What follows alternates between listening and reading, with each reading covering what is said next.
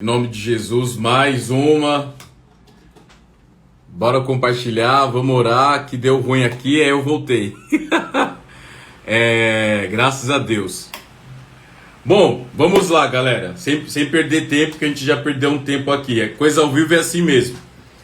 Dá pau e a gente tem que resolver. É o seguinte, nós precisamos orar de forma sobrenatural e nós precisamos entender a Bíblia também de forma sobrenatural. E tudo que está ligado com o sobrenatural está ligado com a palavra de Deus. E nós precisamos compreender a Bíblia de uma forma sobrenatural. Como eu li para vocês em Lucas capítulo 24, versículo 45, diz assim: então abriu-lhes o entendimento para compreenderem as Escrituras. Quem que abriu o entendimento? Jesus. Aqui em Lucas capítulo 24, os discípulos de Jesus estavam saindo estavam indo para o caminho de Emaús, né? E Jesus tinha acabado de ressuscitar. E aí eles estavam com Jesus, né, na estrada, e eles não estavam entendendo que era Jesus que estava ali na estrada com eles. E aí o que aconteceu? Jesus, ele caminhou com eles, e os discípulos não entenderam que era Jesus, fizeram até um churrasco depois na praia, e aí Jesus fala o seguinte, né? Lucas 24, 45. Então abriu-lhes o entendimento para compreenderem as Escrituras, e disse-lhe: assim está escrito, e assim convinha que o Cristo padecesse e ao terceiro dia ressuscitasse dentre os mortos.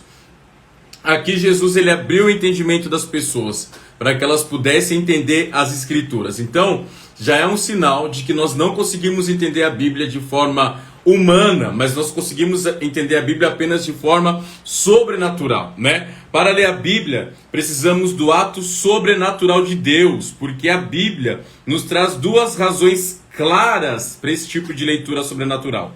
E quais são as duas razões claras que a Bíblia nos traz de que ela precisa ser lida de forma sobrenatural? Aqui no livro, John Piper vai falar o seguinte, eu vou ler para vocês o que ele fala aqui no livro, não é? Quais são as razões que nós precisamos ler a Bíblia de uma forma sobrenatural? A primeira razão de que nós devemos ler a Bíblia de forma sobrenatural é que nós temos dois inimigos, a carne e o diabo. Então, a carne e o diabo não vão nos deixar ler a Bíblia de forma sobrenatural, não é? O inimigo, ele cega o nosso entendimento ao ponto de nós não conseguirmos entender o que Deus está falando na palavra. Então nós temos dois inimigos, o interno, que é a nossa alma, a nossa carne, e o externo, que é o diabo. Ele não quer que nós venhamos ler a Bíblia de uma forma clara e de uma forma sobrenatural. E Jesus, ele foi muito específico em dizer que ele estava abrindo os olhos dos discípulos para que eles pudessem compreender a Bíblia de forma sobrenatural, não é? Então o diabo, ele tem prazer em nos cegar.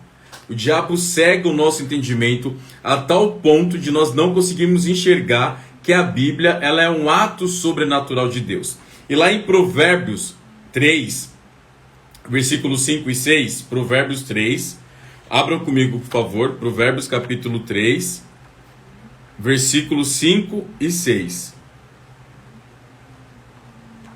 Provérbios 3, capítulo 5 e 6. Eu vou abrir, eu vou procurar aqui também. E eu vou pedir para vocês lerem comigo. Provérbios 3.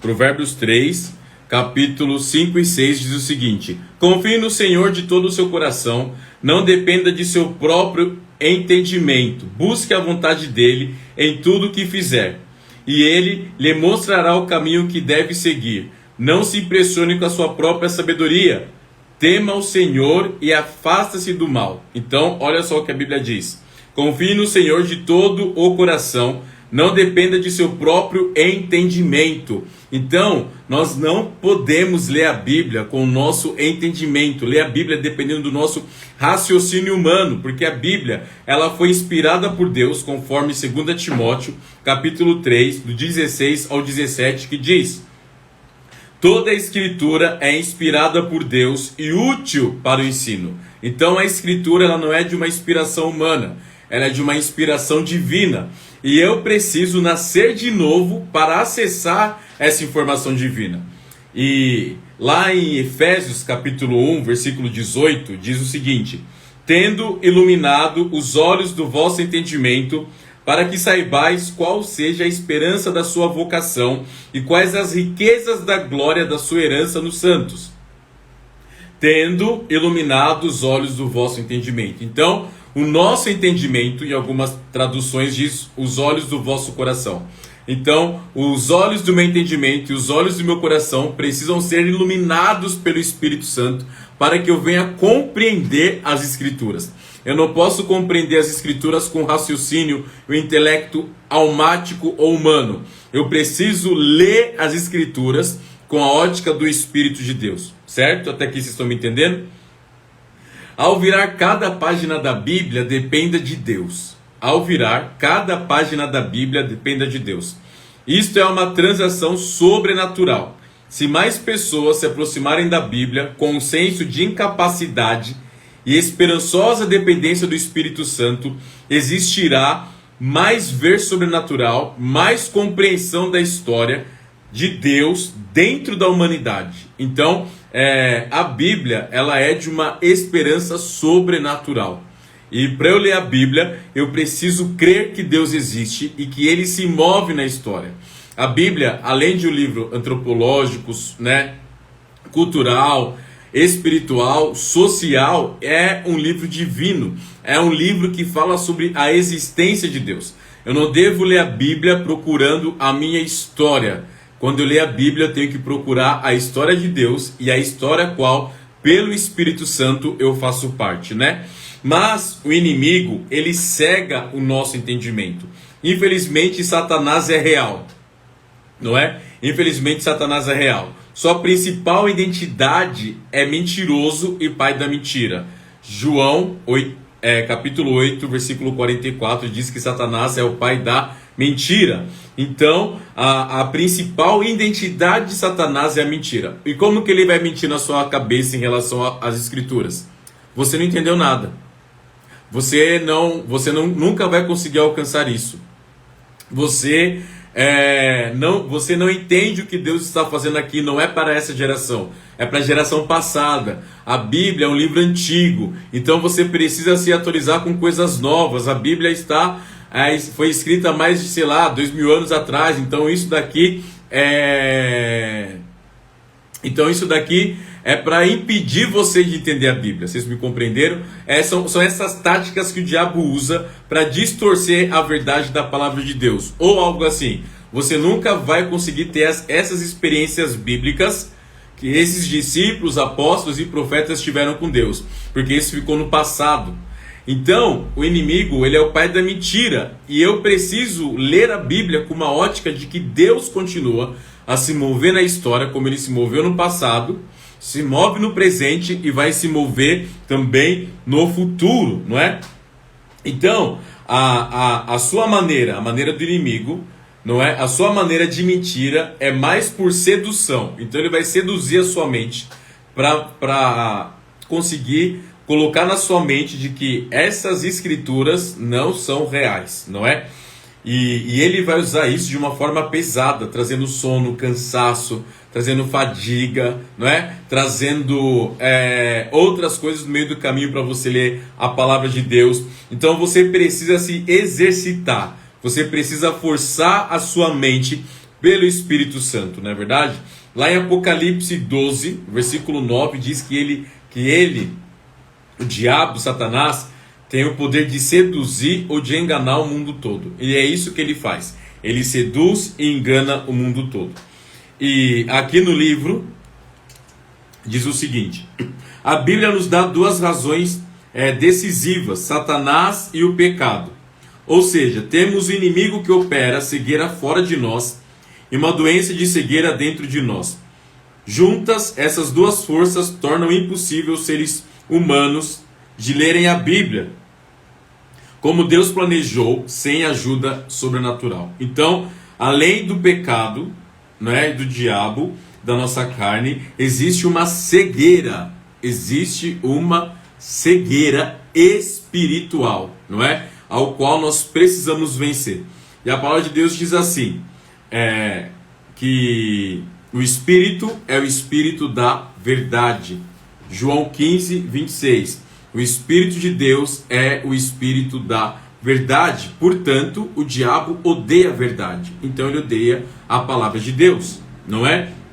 O diabo odeia tudo aquilo que vem de Deus. Ele odeia tudo aquilo que vem do Espírito, não é? Irmãos, não travou, tá? Talvez seja a sua internet, porque se tivesse travado, todo mundo ia estar mandando que travou. Então, desliga e liga de novo, tá bom? E não vamos ficar perdendo tempo aqui, que eu já atravessei muito tempo aqui que a minha deu ruim. Então, o diabo, ele vai começar a colocar mentiras na nossa cabeça de que a palavra não está sendo bem compreendida, porque ele odeia o que é verdade, não é? O diabo odeia a palavra de Deus, porque a palavra de Deus é a verdade. O diabo odeia a palavra de Deus, porque a palavra de Deus é a verdade. João 17, 17. Então, tudo aquilo que é verdadeiro, tudo aquilo que é justo, tudo aquilo que é santo, o nosso inimigo odeia. Portanto, Satanás fará o seu melhor para remover a palavra, se puder, da nossa cabeça, e torcê-la, se não puder removê-la. Então, se o diabo não conseguir remover a palavra de Deus da nossa mente, ele vai tentar distorcê-la ou torcê-la, não é? Porque ele não vai conseguir. Foi isso que ele fez no Éden. Ele distorceu a palavra de Deus. E na tentação de Jesus, ele também distorceu a palavra de Deus. E a palavra de Deus, na nossa vida, ela é como se fosse uma semente, não é? Mateus 13, 19 diz assim: as sementes que caíram à beira do caminho... Irmãos, eu vou desligar aqui os comentários, tá? Senão eu não vou conseguir prestar atenção. As sementes que caíram à beira do caminho representam os que ouvem a mensagem sobre o reino e não entendem. Então o maligno vem e arranca a semente que foi lançada em seu coração. É isso que o diabo está tentando fazer aqui nessa live. Se está travando, desliga, liga de novo, ora, porque é na sua internet, certo? O diabo, ele tenta roubar a nossa atenção, ele tenta roubar o nosso foco. É aquela pessoa que toda hora no culto levanta, vai beber água, parece que tem ciricutico, não consegue ficar quieta. Meu primeiro pastor dizia que era o inimigo tentando roubar a mensagem, a palavra de Deus, né? Tirar a atenção, porque é isso que o inimigo faz, tanto no culto quanto na sua devocional individual. Ele tenta arrancar a semente, ele tenta arrancar a semente de Deus que está dentro do teu coração. O trabalho de Jesus é de lançar a semente do Espírito Santo em nosso coração, à medida que lemos a Bíblia. E Satanás desejará roubar essa semente do coração humano através de alguns atalhos, tais como vídeo de entretenimento, WhatsApp, Instagram, Facebook, jogos, dinheiro, pornografia, visibilidade ministerial, ativismo no trabalho, não é? Ativismo esportivo. Então, qualquer coisa que o diabo possa usar dentro das ferramentas humanas para tirar essa semente e arrancar a atenção de Deus, ele vai fazer. Onde quer que pensamos sobre o que Deus queira gerar em nós, poderá ser perdido pelas coisas desse mundo. Então, qualquer pensamento de Deus, quando você lê a Bíblia, é lançado no teu coração e você se distrai com as coisas deste mundo, o inimigo tem uma abertura gigantesca para roubar essa semente, como está escrito lá em Mateus 13, 19, não é? Em Mateus 13, 22 diz o seguinte: as que caíram entre espinhos representam outros que ouvem a mensagem, mas logo ela é sufocada pelas preocupações desta vida e pela sedução da riqueza, de modo que não produzem fruto. Então, como você sabe que a leitura da Bíblia está sendo eficiente na sua vida? Quando a leitura produz fruto. fruto de arrependimento, fruto de transformação, fruto de mudança de caráter, fruto de mudança espiritual, social, financeira, ministerial, porque a palavra de Deus ela é viva e ela é eficaz. Por isso, as que caíram entre os espinhos, e quais são os espinhos? É a sedução, é a riqueza, é o trabalho, é o ativismo, é a preocupação com as coisas dessa terra, não é? Isso tudo pode ser alvo suficiente para o diabo roubar a semente do nosso coração. E Satanás pode simplesmente cegar a mente das pessoas. Está lá em 2 Coríntios capítulo 4, versículo 3 ao 4. Diz assim: mas se o nosso evangelho ainda está encoberto, é para os que perdem que está encoberto, nos quais o Deus deste século cegou o entendimento dos incrédulos, para que lhes não resplandeça a luz do evangelho da glória de Cristo, o qual é a imagem de Deus. Então, o Deus deste século é Satanás. Ele é chamado príncipe deste mundo. E João diz que o inimigo, que o mundo inteiro jaz no maligno. Este imenso poder cegante de Satanás que nos coloca em necessidade de um livramento sobrenatural. E que livramento seria esse sobrenatural? Ler a palavra de forma sobrenatural. Todos nós temos que ler a Bíblia com a ótica do Espírito Santo. Como está escrito em 2 Timóteo 3:16, toda a escritura é inspirada por Deus e útil para o ensino. É a mesma coisa de você pegar uma obra de Shakespeare. E você pode ler essa obra de Shakespeare, você pode ler a obra de José Saramago, você pode ler a obra de Machado de Assis, você pode ler várias obras, até de autores cristãos que nós já falamos aqui, como o irmão Lawrence, que faleceu, como John Stott. Nós podemos ler essas obras dessas pessoas, mas nós não temos o espírito dessas pessoas para nós lermos as obras dessas pessoas e a revelação que o Espírito Santo colocou dentro do espírito delas. Mas nós temos o mesmo Espírito que inspirou homens a escreverem a Bíblia, que é o Espírito Santo. Por isso que quando eu leio a Bíblia na dependência do Espírito Santo, a Bíblia se torna totalmente eficaz na minha vida. A Bíblia se torna totalmente um livro transformador, não é? E uma das coisas que nós temos que prestar atenção é que nós não podemos enfiar a Bíblia goela abaixo da sociedade. E querendo que a sociedade viva princípios bíblicos. Por quê? Muitos não nasceram de novo. E Jesus diz lá em João capítulo 3, Jesus diz que para nós entrarmos no reino de Deus, nós precisamos nascer de novo.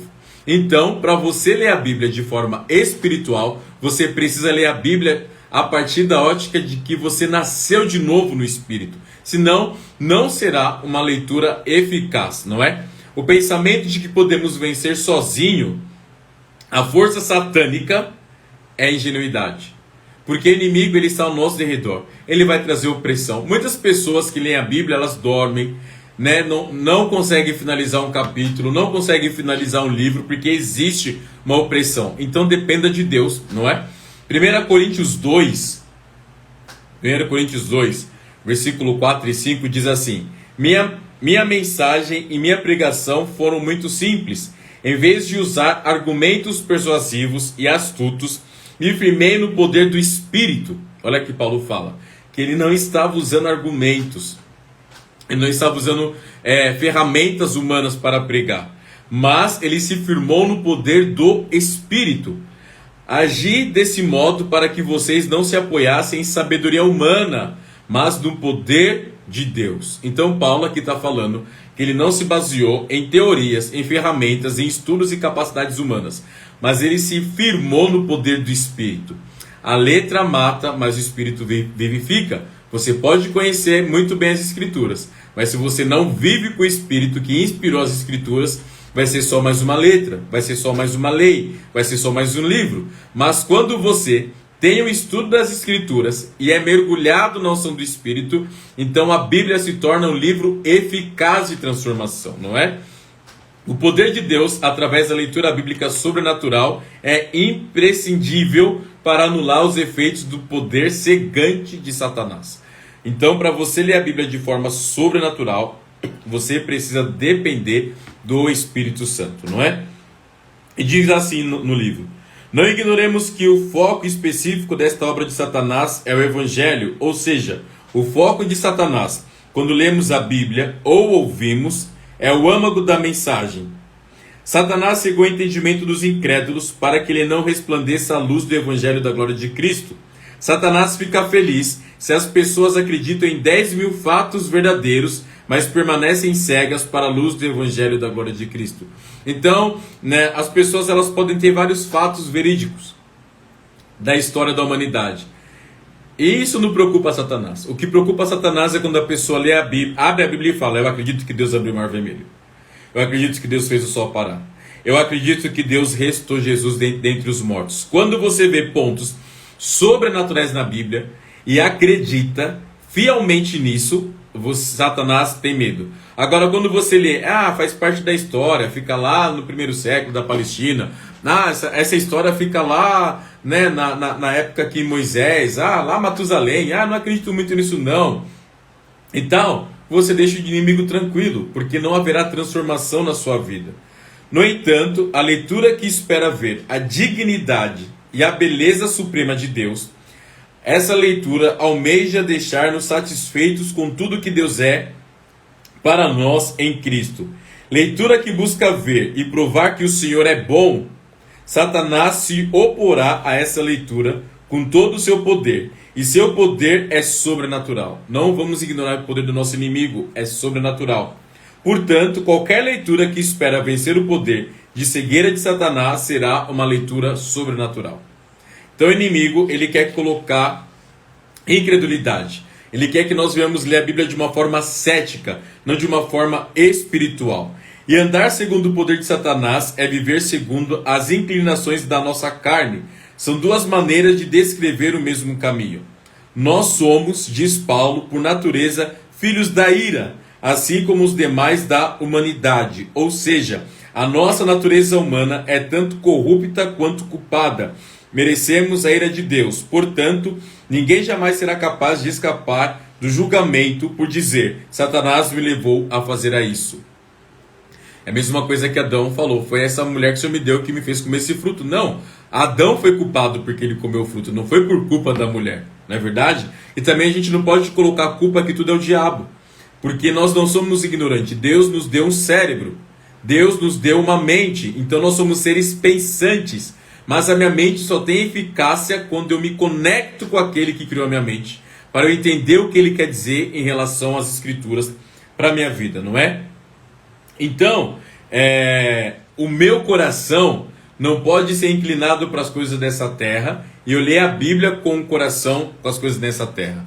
Abra comigo lá em Romanos capítulo 8. Romanos capítulo 8.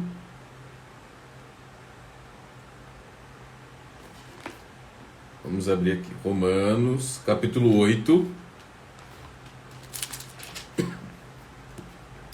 A partir do verso 5.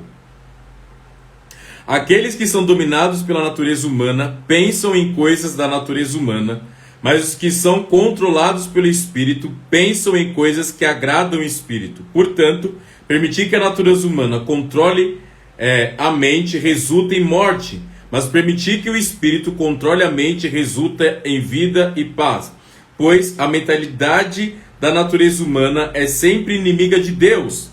Então a minha mente humana é inimiga de Deus. Por isso que quando eu leio a Bíblia, por muitas vezes eu não consigo entender. Eu tenho que me arrepender, pedir perdão dos meus pecados, pedir para que o Espírito Santo conecte a minha mente com a mente dele, para que eu venha entender a Bíblia de uma forma sobrenatural. É isso que Paulo está falando em Romanos capítulo 8, não é? Porque a mente humana nunca obedeceu às leis de Deus e nunca obedecerá. Por isso, aqueles que ainda estão sob o domínio de sua natureza humana não podem agradar a Deus. Vocês, porém, não são controlados pela natureza humana, mas pelo Espírito, se de fato o Espírito de Deus habita em vocês. Então Paulo está falando que eu não posso ser controlado pela mente humana. E eu não posso ler a Bíblia com a mente humana. Eu tenho que sujeitar a minha mente ao Espírito de Deus. Não é à toa que Paulo fala em Efésios capítulo 6 do capacete da salvação. E lá em Coríntios Paulo fala para nós levarmos a nossa mente cativa à obediência de Cristo. E eu preciso levar minha mente cativa à obediência de Cristo para que a glória do Evangelho seja revelada a mim, não é? Vocês estão me entendendo até aqui? E Jesus e Paulo nos instruem que Satanás é um grande inimigo da leitura bíblica. A leitura bíblica que apenas coleta fatos, ou alivia uma consciência culpada, ou reúne argumentos doutrinários, ou estimula gostos literários, ou alimenta curiosidades históricas, este tipo de leitura bíblica deixa Satanás tranquilo, ele já venceu a batalha. Então, uma leitura bíblica que eu só vou pegar por gosto literário, que só vou querer pegar argumentos para defender a minha doutrina de fé, ou para aliviar minha culpa, esse tipo de leitura já está fadada à derrota, não é? A leitura eficaz é uma leitura que eu dependo do Espírito de Deus para ler a Bíblia. A nossa rebelião, antes e por trás de toda, está por trás de toda cegueira espiritual. A rebelião do homem está por detrás de toda cegueira espiritual. Antes de Satanás acrescentar seus efeitos cegantes, já estamos em rebelião contra Deus. E diz Paulo, essa rebelião torna impossível a nossa sujeição à palavra de Deus. Então, como eu li para vocês em Romanos capítulo 8, a partir do versículo 5, uma mente que não está cativa à obediência de Cristo, essa mente não vai entender a palavra. Uma mente que não é controlada pelo Espírito, mas é controlada pela alma, não vai conhecer a palavra, não é? Não vai ter a revelação da palavra.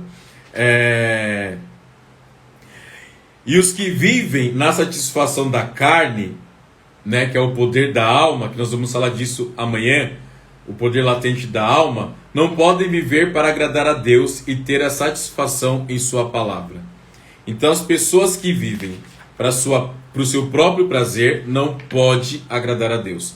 Ninguém pode abraçar a glória de Deus como mais valiosa quando vê a si mesmo como mais valioso. Então você não pode falar que a glória de Deus é valiosa para a sua vida se a tua vida para você vale mais do que as Escrituras. Para aqueles que creem, não é? Isto mostra que preferimos nossa própria glória e por isso não podemos preferir a glória de Deus. Preferimos nossa própria glória e por isso não podemos preferir a glória de Deus. Então a Bíblia, ela revela a glória de Deus e o poder de Deus. A Bíblia não revela o poder do homem e a glória do homem. A Bíblia, ela revela a majestade de Deus. A Bíblia é o tipo de livro que destrói a nossa autoexaltação. Então, todo livro de autoajuda diante da Bíblia é destruído. Porque a Bíblia é o tipo de livro que destrói a autoexaltação. Então, você quer ler a Bíblia e ler um livro de autoajuda, não vai te ajudar, né? Porque a Bíblia, ela vai destruir a tua autoexaltação. Porque a Bíblia entende que o ego é o princípio da queda, porque é o orgulho. Então, para você ler a Bíblia, você precisa mergulhar na humildade e na dependência do Criador. Você não pode ler a Bíblia com uma ótica humana. Você não pode ler a Bíblia com uma ótica de que tudo está errado, que Deus está errado, que Deus errou. Porque tem pessoas que são assim, eu não acredito muito, eu acredito mais no Novo Testamento do que no Antigo Testamento. Mas foi no Antigo Testamento que Deus se revelou. No Novo Testamento ele se encarnou. No Antigo Testamento ele se revelou. Então não tem como eu anular o Antigo Testamento, porque o Antigo Testamento é uma sombra do Novo Testamento. Um exemplo: o livro de Levítico é a sombra do livro de Hebreus. Então Jesus, ele dizia, os profetas queriam ver o que vocês estão vendo e não puderam ver. Jesus falava isso constantemente para os seus discípulos. Então há um tipo de leitura bíblica que é totalmente espiritual. E o Antigo Testamento revela o poder do Espírito. O Espírito no Antigo Testamento estava sobre os ungidos de Deus, sobre os reis que ele levantava, sobre os sacerdotes que ele levantava. E no Novo Testamento, quando Jesus subiu aos céus e liberou o Espírito Santo, Hebreus fala que foi aberto um novo e vivo caminho. Então, a leitura bíblica, ela precisa ser lida na mente de Jesus, não é? E Paulo fala em 1 Coríntios capítulo 2, versículo 16, que nós temos a mente de Cristo. Então a Bíblia, ela precisa ser lida com a mentalidade de Cristo. E Tiago, como que eu vou ter a mente de Cristo? Abra comigo Colossenses capítulo 3. Colossenses capítulo 3.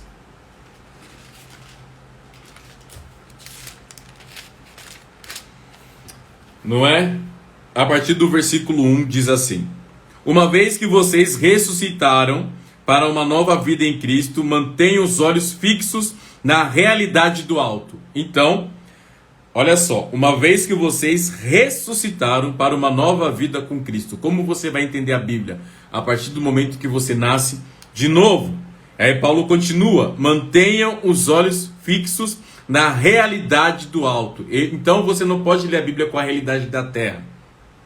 Você tem que ler a Bíblia buscando a realidade do alto. Aí Paulo continua: onde Cristo está sentado no lugar de honra à direita de Deus.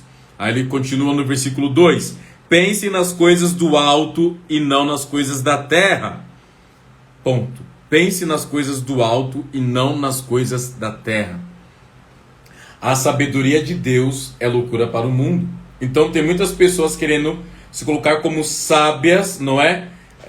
Diante dos homens, diante de pessoas, e elas não conseguem se colocar sábias diante de Deus, porque a sabedoria de Deus é loucura, é totalmente loucura para os homens. É o que está escrito lá em 1 Coríntios. Abram comigo 1 Coríntios. E a gente já vai chegando para o final. 1 Coríntios, capítulo 1, do 18 ao 25, diz assim: a mensagem da cruz é loucura para os que se encaminham para a destruição. Então, uma mentalidade que se caminha para a destruição nunca vai entender o reino dos céus. Mas para nós que estamos sendo salvos, ela é o poder de Deus. Então, não é? A Escritura é o poder de Deus. Como dizem as Escrituras: destruirei a sabedoria dos sábios e rejeitarei a inteligência dos inteligentes. Porque, cara, é muito difícil você, com uma mente humana, compreender que Jesus multiplicou os pães. É muito difícil você, com uma mentalidade humana, entender que Deus abriu o mar vermelho. É muito difícil você, com uma mentalidade humana, acreditar que Jesus ressuscitou dentre os mortos, ou até mesmo que o livro de Apocalipse é real. Se você lê a Bíblia com essa ótica humana, é normal você colocar um ponto de interrogação. A partir do momento que você lê a Bíblia com ponto de interrogação, será? Você já deu uma abertura para o diabo destruir a sua fé de que a palavra de Deus pode transformar a sua vida. Agora, quando você lê a Bíblia acreditando que Deus é poderoso, como diz o apóstolo Paulo em Efésios, poderoso para fazer infinitamente mais, além daquilo que você lê, que você pensa ou que você espera, segundo o poder que em nós opera, que é o Espírito Santo, então você vai ler a Bíblia e vai conseguir praticar a Bíblia. Existe uma diferença muito grande entre você ler. Os fariseus liam as Escrituras, liam a Torá. Os fariseus eram ótimos, né, na lei, mas péssimos na prática. Então o que Jesus fez? Ele foi a encarnação da lei e ele colocou em prática aquilo que ele lia. Jesus, ele foi a encarnação da palavra de Deus, porque ele não só lia, mas ele vivia. E é difícil no século 21 você viver plenamente aquilo que você lê nas Escrituras, porque hoje você consegue se deparar com vários tipos de pregações que podem manipular sua mente. Por isso, você tem que ler, né, a Bíblia e ouvir pregações que vão edificar sua fé em você acreditar que o que está escrito na palavra é verdade. E eu fico um pouco indignado com as pessoas que querem ficar colocando a Bíblia goela abaixo da sociedade. Cara, eles não vão entender, porque é para aqueles que creem, para aqueles que nasceram de novo. Você não pode ficar jogando pelas aos porcos. Pare de ficar brigando. Deus não precisa que você o defenda. Ele não precisa disso. Você precisa crer que ele existe para você se transformar. Não queira defender a sua fé se nem você mesmo acredita naquilo que você lê na palavra. Não é? E continua assim: diante disso, onde ficam os sábios, os eruditos e os argumentadores desta era? Deus fez a sabedoria deste mundo para parecer loucura, visto que Deus, em sua sabedoria, providenciou que o mundo não o conhecesse por meio de sabedoria humana. Então não são técnicas humanas que vão revelar a glória de Deus, mas sim a Escritura e o Espírito Santo de Jesus. Usou a loucura de nossa pregação para salvar os que creem, pois os judeus pedem sinais e os gentios buscam sabedoria. Então, os judeus até hoje buscam sinais. E toda hora eles estavam pedindo um sinal para Jesus. Faça um sinal. Aí Jesus chama o povo de geração incrédula e perversa, não é? E os gentios buscam sabedoria, né? Que era na época de Paulo a sabedoria grega. Assim, quando pregamos que o Cristo foi crucificado, os judeus se ofendem e os gentios dizem que é tolice. É isso que acontece. Você é crente, acredita na Bíblia, isso é tolice. A gente daí está 2000 anos atrás e olhe lá se aconteceu. O povo acha que é tolice. Mas para os que foram chamados para a salvação, tanto judeus como gentios, Cristo é o poder de Deus e a sabedoria de Deus. Olha a chave. Qual que é a arma, né, dessa mensagem? Qual que é a arma dessa mensagem? Ser chamado para a salvação. Olha, mas para os que foram chamados para a salvação, tanto judeus como gentios, Cristo é o poder de Deus e a sabedoria de Deus. Aqueles que foram chamados para a salvação, não é? Pois a loucura de Deus é a mais sábia que a sabedoria humana, e a fraqueza de Deus é mais forte que a força humana. Lembre-se, irmãos, de que poucos de vocês eram sábios aos olhos do mundo, ou poderosos ou ricos quando foram chamados. Pelo contrário, Deus escolheu as coisas que o mundo considera loucura para envergonhar os sábios. Isso acontece. Muitos pregadores são analfabetos, semi-analfabetos e atuam no poder, mais aqueles que fizeram 5 faculdades de teologia, porque eles atuam no poder de Deus. E é isso que Paulo está falando. Deus escolheu as coisas que o homem considera loucura para envergonhar os sábios. Eu já vi um cara pregar, o cara era cego, e ele pregava de uma autoridade que eu falava, nunca vi uma autoridade dessa. E ele sabia a Bíblia de cor e salteado, e o cara era cego. E ele pregava com autoridade. Isso é o poder de Deus para envergonhar aqueles que se sentem alguma coisa, porque fizeram uma faculdade de teologia. Irmãos, eu estou falando, eu faço teologia. Eu estou falando que a faculdade de teologia é nula, pelo contrário. Eu acho que todo cristão deveria fazer uma boa faculdade de teologia para entender a palavra. Não é dado só aos pastores, mas a todos que creem deveriam fazer um bom curso de teologia, né? Tem alguns cursos que eu posso indicar, Servos de Cristo, tem alguns outros cursos bons que eu posso indicar para vocês fazerem. A Faculdade Batista é muito boa também, para você conhecer, não é? Batista da Lapa, tem vários cursos bons de teologia. Mas tem a Faculdade Presbiteriana Mackenzie também.